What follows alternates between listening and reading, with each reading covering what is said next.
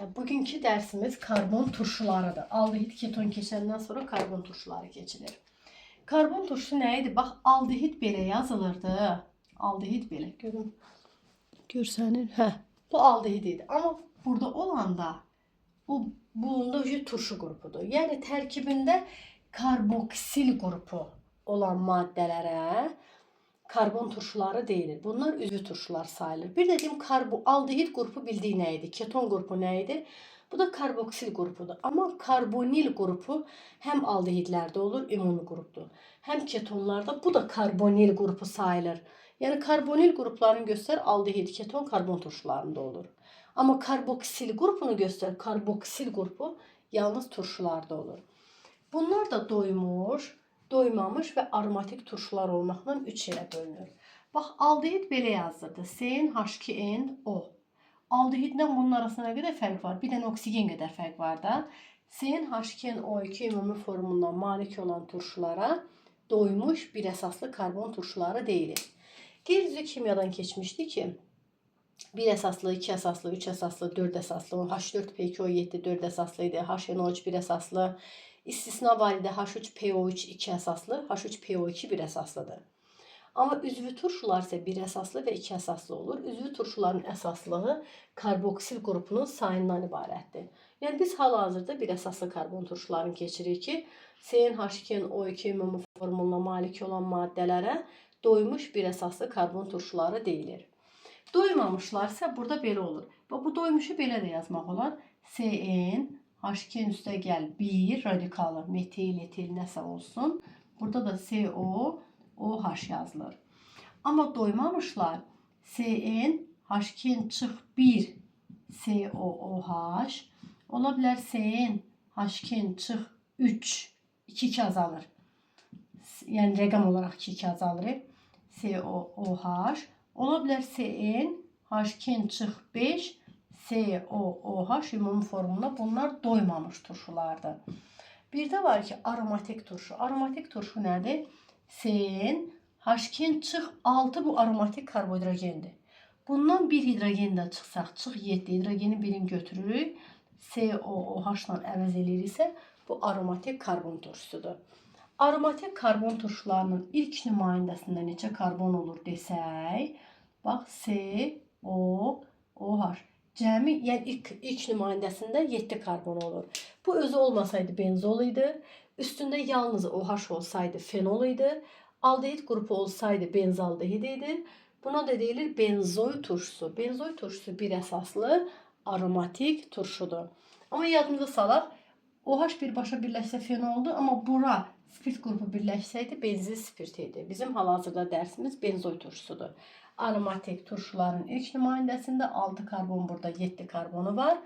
6'sı buradan sp2'dir, biri de buradan sp2'dir. 7 karbon atomu sp2 halındadır. Bir əsaslardan danışırıq. Doymuş turşularda, aldehidlərdə olduğu kimi yalnız karboksil qrupunda bir dənə pi rabitəsi var. Radikal tərəfində pi yoxdur. Amma doymamışlarda en azından 2 pi olur. Bir onsuz da burada var. Ola bilər burada 1 pi var. Ola bilər burada 2 pi var. Ola bilər burada 3 pi var. Yəni demək istəyirəm ki, en azından 2 dənə pi rabitəsi olur. Testə düşən ən çox doymamış karbon turşularının bu nümayəndələri düşür. CnH2-1 COH formuluna malik. Doymuş turşular elə aldehidlərdə nə idisə eyni adlandırmadır. Necə? Bax, ilk nümayəndəsində bir karbonu var. Bunun orada demişdik ki aldehid olanda tarixi adı qarışqa aldehid idi. Buna deyəcək qarışqa turşusu. Beynəlxalq adı metan turşusu. Beynəlxalq adı rasional yoxdur ilk nümayəndədə. 2 karbonu olan turşu tarixi adı asetat. Orada asetaldehid idi. Burada asetat turşusu. Rasional sirkə turşusu. Beynəlxalq 2 karbonu varsa əlbəttə ki etan turşusu. Birində deyim çox onsuz aldehidlərdə kimidir. 4 karbon yanbayandır. Buna deyilir butan turşusu beynəlxalqda. Tarixi də deyilir yağ turşusu. Rasionalda deyiləcək. Bunda da sirkə turşusunun törəməsi kimi baxılır. Yəni bura sirkə turşusu desəm, deyərəm etil sirkə turşusu. Və yaxud indi gəl belə eləyək. Məsələn bunu beynəlxalq üsulla adlandır. Və burada ola bilər C2H5 yazılır. karboksil qrupu olan yerdən başlanılır ən uzun zəncir seçməyə. 1, 2, 3, 4, 5. Bu mənim 5-imdir. Pentan turşusudur. 3 dənə metil çıxıb. 3 metil pentan turşusu. Rasionala gələk. Bu sirkə turşusudur. Nə qaldı? 1, 2, 3, 4. 4 karbonu var. Butilin növüdür. Hidrogen itirən bu karbon 2 karbona birləşib deyə ikili butil sirkə turşusu. Tarixi adına gələndə alfadan yox, betadan metil çıxıb. Mənim zəncirim belədir axı. Beta metil 1, 2, 3, 4, 5 idi də. 5-in adı valerian. Beta metil valerian turşusu. Çox da görməmişəm bu alfa beta söhbətlərini testlərdə, amma əvvəllər çox düşürdü. Bu adla, yəni aldehiddən nə keçmişiksə, həmin şeylər bundadır. Karbon turşuları, doymuş karbon turşularının ilk nümayəndəsində bircə dənə karbon atomu var. Bunlarda qaz halında olan nümayəndə yoxdur. Demişdik ki, bax, karbohidrogenlərdə C4 də daxil olan qaz idi. Karbohidrogəndə. Aromatikdə maye idi. Benzol ya alfası maye idi. Spirtlərdə ilk 9-10 nümayəndəsi maye idi. Yerdə qalanlar bərkdir, qaz adını çəkməmişdi. Fenollar bərk, antipesifik, suda yaxşı həll olan, xüsusən isti suda yaxşı həll olan bərk zəhərli maddədir. Aldehidin ilk nümayəndəsi qazdır, sonrakılar mayedir. Sonra nədir? Ketonlarda qaz yoxdur. Uçucu mayelərdir. Aseton bilirsiniz. Karbon turşularında da qaz yoxdur. Ali karbon turşularına qədər, yəni ilk 9-10 nümayəndələri maye halındadır. Ali karbon turşuları isə bərk haldadır. Karbon turşularında da spirtlərdə olduğu kimi hidrogen rabitəsi var. Ona görə karbon turşularının hidrogen rabitəsi olduğuna görə qaynama temperaturları digər maddələrin qaynama temperaturlarından yüksək olur. Hətta verilir ki, karbonun sayı eyni olan, məsələn 3 karbonu var spirtdə, 3 karbonu var alkanda. Hansının qaynama temperaturu yüksəkdir? Əlbəttə ki, spirtin. Çünki spirtdə hidrogen rabitəsi var. 3 karbonu olan, məsələn deyirəm, spirt, 3 karbonu olan turşu. Hansının qaynama temperaturu var? Karbon turşusunun. Düzdür, hər ikisində də hidrogen rabitəsi var. Amma karbon turşularında hidrogen rabitəsi daha davamlı olduğuna görə karbon turşularının qaynama temperaturları spirtlərin qaynama temperaturlarından yüksəkdir. Bu doymuş karbon turşuları. Ali karbon turşusu dedik ki, ondan yuxarı olan nümayəndələrdir. Doymuşdan danışırıq hələ ki. Ən geniş tətbiq sahəsi tapan, yəni testlərdə ən çox düşən, belə deyək, ali doymuş karbon turşular bərk haldadır. Bunlardan palmitin və stiarin turşularıdır. Adları olan digər ali karbon turşularının adları verilmir. Palmitin, belə yadda saxlayın, palmitin piyatla, yəni C15, əgər doyubsa, təbii ki, H31, COOH. Doymuş belə yazdıraq. CNH2 üstə gəl 1. Stiarin də doymuşdur. Stiarin sevin. Uyğunlaşdırın. C17, H35, COOH. Ali karbon turşularından ən geniş tətbiq sahəsi tapan nümayəndələrdir. Bəzən uşaqlar düşünür, palmitin, stiarin hansıydı? 15 ilə başlayan. Piyat C15 ilə başlayanda doyubsa belə olacaq. Stiarin isə sevin uyğundur C17 ilə. Yəni palmitində neçə karbon var? Durub deməyin 15. 15 ilə başlayır 16 karbon var. Stiarində 17 ilə başlayır cəmi 18 karbon atomu var. Neçə hibrid orbitalı var? Deyərəm ki, doymuşda bir dənə bu sp2-dir. 15 sp3-dür. 15-i vuracam sp3-ə 4-ə. Üstünə gələcəm bir dənə sp2. 17-si sp3-dür. 17-ni vuraram 4-ə. Üstünə gələrəm bir dənə sp2. Yəni doymuş karbon turşularında da doymuş aldehidlərdə, ketonlarda olduğu kimi hibrid orbitallarının sayı hansı düsturundan hesablanır? Hamısı 4n'dir, birindən başqa. 4n çıx 1. Amma sp3 hibrid orbitallarının sayı karbonun sayından bir vahid azı sp3'dür də. N çıx 1 vur 4'dən hesablanır. Hibrid orbitalların sayı da bu şəkildə hesablanır. Bu doymuşlar idi. Qeyri-polymer kovalent rabitə karbonla karbon atomu arasındadır. Yəni N çıx 1'dir. Polymer karbonla hidrogen arasında buradakı hidrogen, yəni opş hidrogenlərin sayı ümumi belə deyil. CnH2NO2. Yəni bütün hidrogenlərin sayı polyardır 2N. Başqa nə var burada? Burada başqa nə var polyar? Karbonla oksigen ikisi də polyardır. Bir də bura gələn biri də polyardır da. Elə deyil. 3 dənə polyarın var. Yəni 2N üstə gəl 3-dən hesablanar polyarın sayı. Sigmanın sayı. Karbonla karbon arasında N çıx 1'dir. Karbonlar arasında. Hidrogenlərin sayı da sigmadır. Hidrogenlərin sayı 2N. Bir də bu da sigmadır. Bunun biri sigmadır. Üstəgəl bu 2. Yəni 3n üstəgəl 1-dəki sigma rabitəsinin sayıdır. Yəni birin yazın, hər hansı birini görün, sonra eləyin. Doymamış karbon turşularından ən geniş tətbiq sayısı tapan nümayəndələr bax bu formula uyğundur. Burada da ki, bunun adının ilk nümayəndə aldehidlərdə olduğu kimi doymamışda 3 karbondan başlayır. 3 karbonu yazın. 1, 2, 3. Bura pi sala bilmərəm axı. Ona görə buraya yazacağım. Bunun adı olacaq akril turşusu. İstəyirsiniz buradan hidrogen belə qoyaq. Hidrogenlə də yazacağıq da. Meta akril turşusu. Yəni bu formula malik olan maddələrin adlarından testlərdə akril turşusudur. Meta akril turşusudur. Bir də olen turşusu var. S17 ilə başlayır. S17 bu formula maliksə 2 çıx 1. 2 vur 17 34 çıx 1. H33 COOH ümumi formula malikdir. Bu formula malik olanlarda bu olein akrildir. Bu da 17 ilə başlayır. Olein yazacağıq. 2 vur 17 34 çıx 1. H33 COOH. Buna ne yazdıq? Olein, bu linol. Bir de linolen var. S17, 2 vur 17, 34 çıx 5. H29, COOH. Deməli, ən çox testdə çıxan bu formuldur. CnH2 çıx 1-ə uyğun olan maddələrin adları nədir? Akril, meta-akril və olein. Olein turşusu. CnH2 çıx 3 linol, CnH2 çıx 5 linolendir. Üçü də C17 ilə başlayır. Akrili bilirik ki 3 ilə başlayırdı. Amma olein, linol, linolen üçü də C17 ilə başlayır. Olein ən birinci diyanan idi. CnH2 çıx 1. Linol, CnH2 çıx 3. Linolen ən aşağıdakidir. CnH2 çıx 5 COH formuna malikdir. Hamısında da 17 karbon atom var. Hibrid orbitalların sayı. Bax, belə yadda saxlayın. Əzbərçilik kimi yadda qalsın deyə deyirəm. Bax, burada bir rəqəmi var ha. Bundan 2 vahid çox. Mənfi 1-dən 2 vahid demirəm. Bax, buradakı bir rəqəmindən 2 vahid çox sp2 hibrid orbital var. Yəni, CnH2 çıx 1 formula malik olan maddələrdə 3 karbon atom sp2-dir. Yerdə qalanlar sp3-dür. Məsələn, burada oleində deyirəm ki, olein formula malikdir. Cəmi 18 karbon atom varmı? 18-dən 3 sp2-dir. 3 dənə sp2, üstəgəl 15 dənə sp3. Bunun sayını tapacağıq. CnH2 çıx 3 formuna malik olandan bundan 2 dənə çox. 5 karbon atomu sp2'dir. Cəmi 18 karbonu varmı? Elə deyil. 5 sp2-dirsə 13 sp3 imiş. 13 dənə sp3, üstəgəl 5 dənə sp2 hesablayacağıq. Kim telefondu?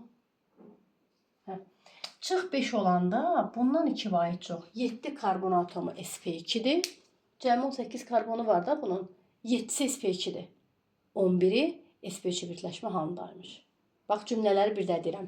CnH2 çıx 1, çıx 3, çıx 5 olanlar doymamış turşulardır. Çıx 1 formula malik olanlarda 3 dənə karbon sp2'dir. Yerdə cəmi neçə karbon varsa, hamısı bir yerdə 18-dən gelir söhbət. Yerdə qalan karbonlar sp3'dür. Çıx 3 formula malik olanda 5 dənə sp2 var. Yerdə qalan sp3'dür. Çıx 5'də 7 karbonu sp2'dir. Yerdə qalanlar sp3'dür. Olein, linol, linolen. Oleində CnH2 çıx 1 isə 3 dənə sp2 var. Linolda çıx 3 isə 5 dənə sp2 var. Linolenda çıx 5 formula malik isə 7 dənə sp2 var. Yerdə qalanlar sp3 birləşmə halındadır. Bu da doymamış turşulardan. Pis'in sigmasını dedik. Adlandırmaya gələndə adlandırmasını deyildi. İzomerli. Bax, alkanda yox idi. Sikloalkan alken idi. Alkin alkaden idi. Aromatikdə yox idi. Bir atomlu spirt sadə efir idi. Aldehid keton idi. Bir əsaslı karbon turşularını keçirək mi? Gələn dəfə mürəkkəb efir keçəcəyik. Yəni, karbon turşuları CnH2O2 bu karbon turşusu yazaq. CnH2O2 bu da mürəkkəb efirlərdə keçəcəyik. Bir də bayaq yadıma düşmədi, yadımdan çıxdı. HCOOH bir də yerdə qalan bütün nə karbon turşusu olur olsun. Bütün karbon turşularında birinci karbon atomunun, birinci yəni funksional qrupda oksidaşma dərəcəsi -2, bu da -2, -4 üstə gəl 1, -3, müsbət 3'dür. Amma bir dənə qarışqa turşusunda bir vahid azdır. -2, -2, müsbət 1, müsbət 1. -4 üstəgəl bu 2. -2, müsbət 2'dir. Yerdə qalanlarda birinci karbon atomu, yəni karboksil qrupundakı karbon oksidaşma dərəcəsi müsbət 2 bərabərdir. İndi izomerliyi. Karbon, məsələn, biz bilirik ki, oksigen belə olanda radikal bu hansı maddədir? Sadefil, düzdür. Tərkibində OH varsa, karbona birləşirsə, bu spirtdir. Tərkibində dedik bu varsa, aldehiddir. Bu varsa, turşudur, yox. C-nin aşağısına o gələndə bu ketondur. Bunları bilirdik. Amma mürəkkəb efirdə nə keçəcək gələn dəfə? Bax, bu qrup varsa, bildik ki, aldehiddir. Bu qrup varsa, bildik ki, turşudur. Amma bir dənə bura birləşəndə, nəsə bir metil, etil, hər nəsə də lap yazaq metil. Bir dənə nəsə radikal birləşirsə, turşudakı hidrogeni götürüb yerinə radikal yazarıqsa, onda mürəkkəb efirlər adlanır. Burada da ən azından bir hidrogen yazaq. Bu olmasaydı, hidrogen olsaydı qarışqa turşusuydu. Amma bu efirdir. Adı nədir? Gələn dəfə keçəcəyik. Nəyi demək istəyirəm? Karbon turşularının ilk nümayəndəsində, doymuş karbon turşularından danışırıq. Bir karbon var. Amma mürəkkəb efirlərin ilk nümayəndəsində 2 karbon var. Belə çıxır ki, karbon turşularının birinci nümayəndəsinin siniflər arası izomeri yoxdur. Amma mürəkkəb efirlərin siniflər arası izomeri, yəni ilk belə 2 karbonu varmı? Bu 2 karbona uyğun olan turşu yaza bilərik. Bax, C2H6O2. C2 H6 nə idi? C2H4O2. Bu da C2H4O2'dir. İzomerdirlər. Yəni demək istəyirəm ki, karbon turşuların siniflər arası izomeri C2 ikinci nümayəndədən başlayır. Mürəkkəb efirlərdə C2, yəni birinci nümayəndədən başlayır. Karbon turşularında da asimetrik karbon atomu bu karboksil qrupu ola bilməz. Çünki 3 müxtəlif qrupa birləşər.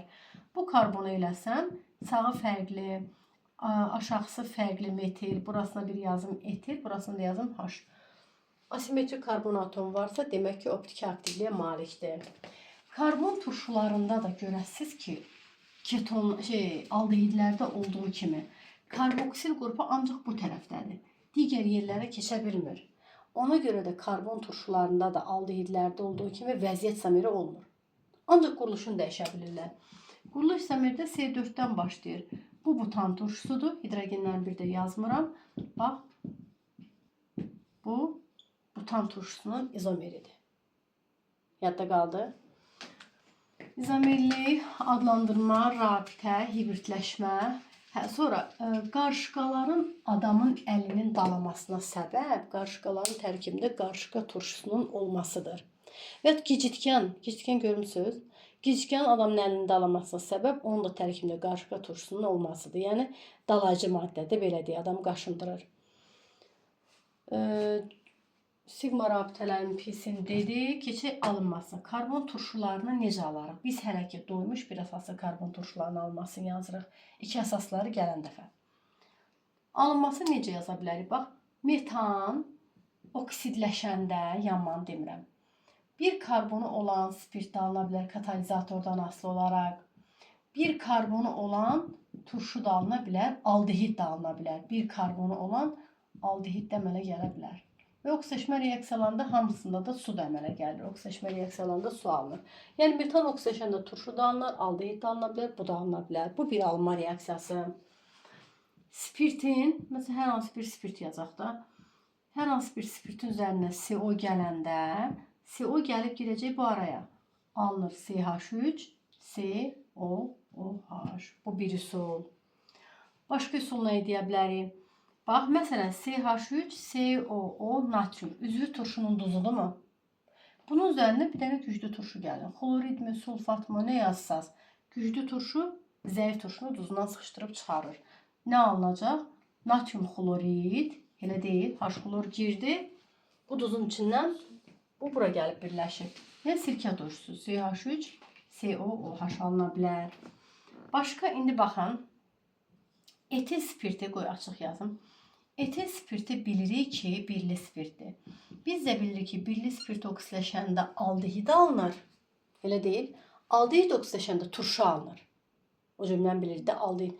Əgər bura bakteri yazarıqsa, bakteri yazmasaq, əgər yazmasaq, Birli spirt oksidaşanda aldehid alınır. Amma bakteriya odur ki, içindən alınan aldehiddə ki, turşuya çevrilmiş olacaq. Yəni turşuya çevriləcək, 2 karbon olan turşu əmələ gələcək. CH3, COOH, üstəgəl su əmələ gələr. Sonra cüt sayda karbon olan alkanlar, cüt sayda demək əsasən metandan verilir. Metan da alınır bu. Bir də məsələn verir ki, butanın oksidləşməsindən nə alınır? Karbonun sayının yarısına bərabər olan karbon turşusu alınır. 2 karbon olan karbon turşusu, demək deyilsə 2 ilə başlayayım. 2 karbon olan karbon turşusu belə yazacaq. Üstəgəl su. Yəni alkanlardan ya metan oksidləşdirirlər, metan turşusu alırlar, ya butan oksidləşdirirlər, etan turşusu alırlar. Yəni etan oksidləşmir də, butan və metan verilir. Yarısına bərabər olan karbon turşusu, metan oksidləşdi bir karbon olan turşu, spirtlərin CO ilə reduksiyasına CO girir bura. Üzvü turşunun duzuna özündən qüvvətli turşu ilə gələndə, etil spirtinin bakteriyanın iştirakı ilə oksidləşəndə elə bir içində 2 dəfə oksidləşmə gedir. Bir dəfə alınır aldehid, aldehid də bakteriyanın iştirakı ilə bir dəfə də oksidləşir, alınır turşu. Çatdı nə dedik? İndi kimyəvi xassələri. Turşulardır, zəif turşulardır, lakmusun rəngini qızardırlar. Bir əsaslı turşular olduğuna görə bir mərhələdə dissosiasiya edirlər. Məsələn, CH3, COOH bir əsaslı turşudur. Alınır hidrogen, H xlordan H və xlor mənfidir. Bunda da CH3, COO mənfi əmələ gəlir. Turşular olduğuna görə başqa bir turşu ilə girmirlər, turşu oksinlə girmirlər. Nə ilə girərlər? Əsasla, əsasi oksinlə, amfoter birləşmələrlə. Dediyimizi yazaq. CH3, COH yazsaq ki, üstəgəl H xlor. Baxın, bu reaksiya getməz. Biz bugün doymuş bir əsaslı karbon turşularını keçirik. Burası bayaq məlumat kimi dedik ki, doymamış nə idi? Amma mənə baxın indi CH3, COOH üstəgəl xlorla reaksiyaya girir. Bu turşu deyil ki. Bu zaman necə ki alkanlar da doymuş birləşməyidir də, alkanlar H xlorla girmirdi. Amma alkanlar xlorla əvəz etmə reaksiyasına girirdi. Alkanda maksimum neçə hidrogen varsa maksimum o qədər mol əvəz olma gedirdi. Doymuş turşular da H xlorla girmir. Turşu ilə girməz. Amma xlorla girəndə alfa karbon atomundakı hidrogen çıxır, biri xlorla əvəz olunur. Alfa karbon nədir? Karboksil qrupu yox, bunun yanındakıdır da. Yəni bundan hidrogen çıxsın, CH2 çıxdı, xlorla əvəz olunur. Qalanın köçür. Çıxan xlorla qalan bir dənə xlorda, çıxan hidrogenlə qalan bir dənə xlorda H xlor alınır. Yəni bunun qabağında nə qədər radikallar olur olsun, o sizi maraqlandırmasın. Onu köçürəsiz o kimi. Məqsəd nədir? Xlor hansı hidrogen? Məsələn, deyək ki, qoy yazım. Deyək ki, biraz uzadım. Xlor hansından gəlib əvəz olunacaq? Deyirəm, xlor alfa, bu deyək, bunun yanındakı da alfa. Alfa karbondan hidrogen çıxacaq və belə olacaq. Buradan hidrogen çıxar, bura xlor birləşir. Həmin hidrogenlə də xlor H xlor əmələ gətirər. Əvəz olunma reaksiyasına girir. Ondan sonra metallarla qəşəngcə reaksiyaya girə bilər. Məsələn, CH3, COOH üstəgəl natrium. Hidrogen çıxır, turşudan hidrogen çıxır. CH3, COO natrium üstəgəl hidrogen əvəz olunur. Ola bilər kalsium olsun. Burada kalsium olsaydı, axı kalsium 2 valentlidir. Bura 2 düşəcəkdir. Burada da kalsium yazılardı. Ola bilərdi kalsium oksid yazılardı. Hidrogenlə oksigen su əmələ gətirərdi. Ola bilərdi yenə kalsium hidroksid olardı. Yenə də kalsium bura birləşdir. Hidrogenlə oksigen birləşib su əmələ gətirərdi. Yadda qaldı. Turşularla girmir, turşu oksidlərlə girmir, əsaslarla, əsasi oksidlərlə girir. Sonra turşular aldehidlərdən fərqli olaraq oksidləşmirlər. Amma yalnız və yalnız. Qoy bir dənə turşuların hansı güclüdür, hansı zəifdir, onda deyək. Turşulardan yalnız qarışqa turşusu digər turşulardan güclüdür. Ümumiyyətcə karbonun sayı artdıqca turşuluq qabiliyyəti zəifləyir. Karbonun sayı artdıqca bərkliyə doğru gedir. Həll olma qabiliyyəti zəifləyir. İzomerlərin sayı artır. Bunlar alkanlarda da demişdik. Ən güclü turşu birinci nümayəndədir. Niyə? Çünki bunun tərkibində 2 funksional qrup var. Həm karboksil qrupu var, həm də COH aldehid qrupu var. 2 karbon olan turşu 3 karbon olan turşudan güclüdür. Yəni karbonların sayı artanda turşuluq zəifləyir. Yadda da saxlayın ki, qarışqa turşusu ən güclü turşudursa, karbonun sayı az olan turşu ən güclü turşudur. Digərlərinin içində yəni ən güclü turşudur. İndi məsələn deyək ki, bax bunu 102 yolda keçmişdik. Burada da deyək. Bu halogensiz turşudur. Bir də hidrogenlərin yazmıram. Bu halogenli turşudur. Hansı turşu daha güclüdür desək, halogen olan turşu halogensiz turşudan güclüdür. İndi bunda bir dənə halogen var. Bunda yoxdur. Bu güclüdür. Bunda da bir dənə halogen var. Bunda da bir dənə halogen var. Hansı turşu güclüdür? Karboksil qrupuna daha yaxın birləşibsə, bu turşu bundan güclüdür. Bunda monohalogenlidir, bunda dihalogenlidir. Əlbəttə ki, dihalogenli monohalogenlidən güclüdür. Bunda deyək ki, xlorludur, bunda florlu turşudur. Florlu turşu güclü halogen olan turşu digər turşudan güclüdür. Turşulardan yalnız və yalnız qarışqa turşusu aldehidlər kimi gümüş güzgü reaksiyasına girib oksidləşir. Çünki aldehid qrupu var. Digər turşularda yoxdur axı. Bax, digər turşu yazıram. Turşu qrupu var. Yaxşı, hanı aldehid qrupu? CO, hanı da SH? Yoxdur axı. Yalnız qarışqa turşusu oksidləşir və yalnız qarışqa turşusunun duzu oksidləşir. Duzlardan da gələndə ki, hansı duz oksidləşir? Bax, qarışqa turşusunun COO natrium. Tərkibində aldehid qrupu olduğuna görə gümüş güzgü reaksiyasına girir, oksidləşir. Amma digər turşunun duzunu yazsaq, məsələn, burada aldehid qrupu yoxdur. Yalnız qarışqa turşusu və qarışqa turşusunun duzu oksidləşmə xüsusiyyətinə malikdir. O da nə baş verir? Qoy oksidləşdirək. Məsələn, verilsə ki, sirkə turşusudur. Arginin 2O-la verilə bilər, nə bilim, oksidləşmədə də bundan verilə bilər. Nə alınır? Heç nə. Heç bir turşu oksidləşmir. Yalnız və yalnız qarışqa turşusu oksidləşir və bilin ki, proses elə bir yanma prosesi, yanma kimi. Qarışqa turşusu oksidləşəndə nə alınır? Elə bir yanır da, karbon qazı, su və argentium. La fərqi yoxdur. Bunun üzərinə misk hidroksid gəlir. Qayda budur. Yalnız qarışqa turşusu oksidləşir. Elə bir yanma kimi. Karbon qazı, su və misin birvalentli oksidi. Qırmızı rəngli oksid alınır. Mis OH kimi mis OH-a qədər parçalanır. O da mis bir oksidə çevrilir. Digər turşular oksidləşmir. Yalnız qarışqa turşusunun duzu oksidləşir. Məsələn, arginin 2O-la yazaq. Fərqi yoxdur. Misk hidroksidlə yazaq. Amma burada, məsələn, burada CH3COO natrium olsaydı oksidləşməzdi. Yalnız qarışqa turşusunun duzu nə baş verir? Bu necə duzdur? Normal duzdur, turş duzdur. Normal, çünki HCOOH bir əsaslı turşudur. Elə bir də hidrogeni çıxarmışam. Karboksil qrupundakı hidrogen əvəz oluna bilər. Metalla əvəz eləmişəm. Bu normal duzdur. Qarışqa turşunun duzu normal duzdur. Özü də üzvü duzdur. Oksidləşəndə çevrilir qeyri-üzvü turş duza. Yəni qeyri-üzvü turş duzu nədir? Natrium HCO3. Üstə gəl. Oksidləşmədə bax argentium da əmələ gələcək. Burada da. Burada nə alınır? Yəni həmin şeydir də. Normal duz oksidləşəndə turş duza çevrilir. Natrium HCO3 üstə gəl.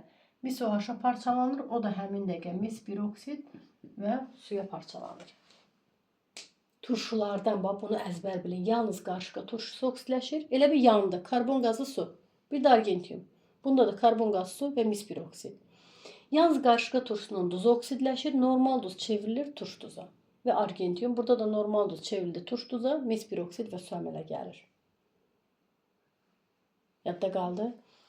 Başqa, sonra bir də var sabunlaşma reaksiyaları. Sabun nədir onda deyək. Ali karbon turşularının natriumlu duzu bərk sabundur. Kalium duzu maye sabun. Məsələn, C15 deyək ki, palmitini yazıram. H31 COO natrium. Bu bərk sabundur. Amma C15 H31 COO kalium bu maye sabundur. Məsələn, verilir ki, C5 H11 COO natrium necə sabundur? Bu sabun deyil. Çünki sabun ali karbon turşularının natriumlu duzu bərk sabundur. Ali karbon turşularının kalium duzu maye sabundur. Amma bu sadəcə duzdur. Ali karbon turşusu deyil. Karbon turşusunun natriumlu duzudur. Bu ali olmadığına göre sabun değil. Diğer bunlardan hansılar sabunlardı? İkisi.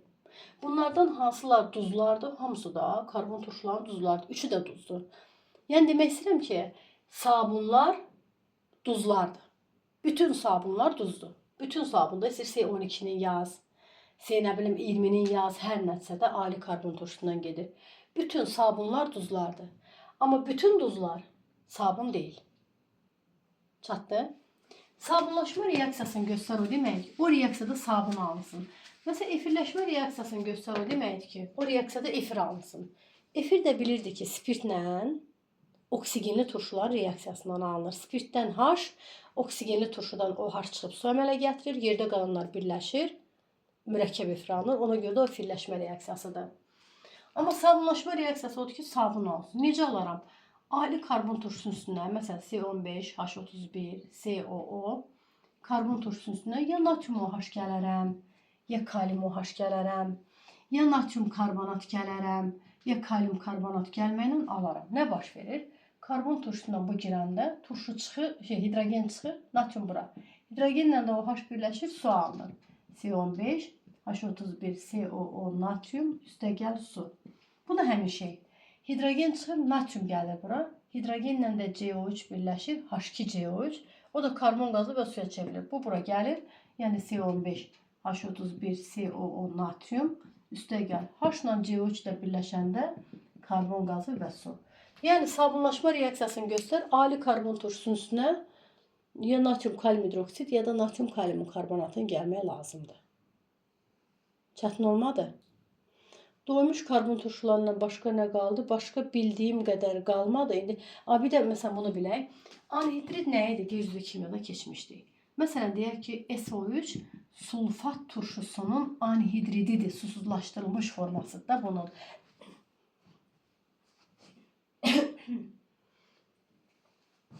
SO3 sulfat turşusunun anhidrididir.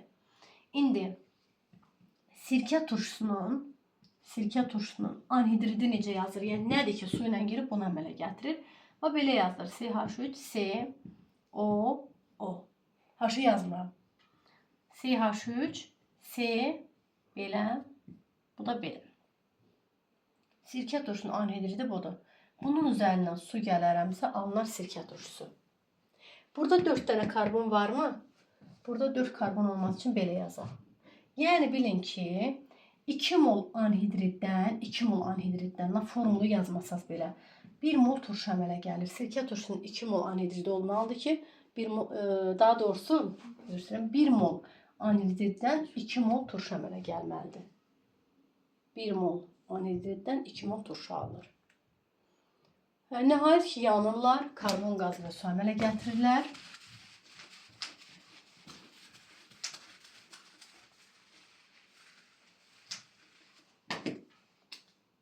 Məsələn, CN, H2NO2 üstə gəl yanırlar. Alınır karbon qazı və su. Əmsallaşdıranda da N dənədir, N dənədir. 2N'dir, bura N yazaq. Oksigen 2N, bu da N, 3N'dir. 3N'dən ikisi var ax burada. 3N çıx 2, bölkəylə hesablanar. Çətin olmadı. Yəni, qabaqki dərslərin təkrar kimi gedir. Bu karbon turşulardır. Gələn dəfə doymamış karbon turşuları və görək mürəkkəb efirlər də santı. Mürəkkəb efirlər də qutaraq. Ki, tez bir vaxtda üzvü kimyamız qutarsın.